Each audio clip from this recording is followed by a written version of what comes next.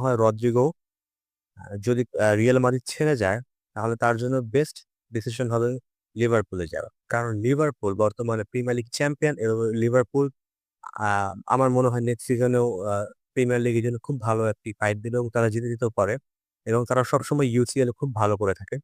তো রদ্রিগো যদি লিভারপুলে আসে, এর একটা কারণ হচ্ছে লিভারপুল কিন্তু লুইস ডিয়াজকে বিক্রি করে দেওয়ার একটা সিদ্ধান্তে আসছে বা লুইস ডিয়াজ লিভারপুল ছেড়ে বার্সেলোনা অথবা বায়ার্নে যাওয়ার একটা গুঞ্জন চলছে। সো যদি লুইস ডিয়াজ চলে যায়, আর দুর্ভাগ্যবশত ডিয়েগো জটা পৃথিবী ছেড়ে চলে গিয়েছে। তারা ২ টা অলরেডি ফরওয়ার্ড বা লেফট উইঙ্গার হারিয়েছে। সো সেই জায়গাটায় আমি রদ্রিগোকে দেখছি।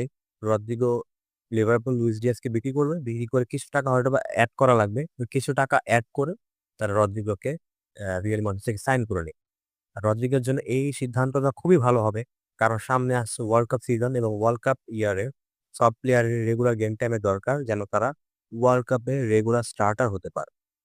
আর সে লিভারপুলে আসলে তার ক্যারিয়ারটা আমি খুবই সুন্দর দেখছি। কারণ লিভারপুলে রয়েছে ফ্লোরিয়ান বার্টস এবং তার সাথে এখনো বর্তমানে মোহাম্মদ সালাহও রয়েছে লিভারপুলে। তো এই টিমটা নেক্সট সিজনে খুবই ভালো করতে পারে এবং লিভারপুলের প্রজেক্ট ইউরোপের এখন ওয়ান অফ দ্য বেস্ট প্রজেক্টের মধ্যে পড়ে।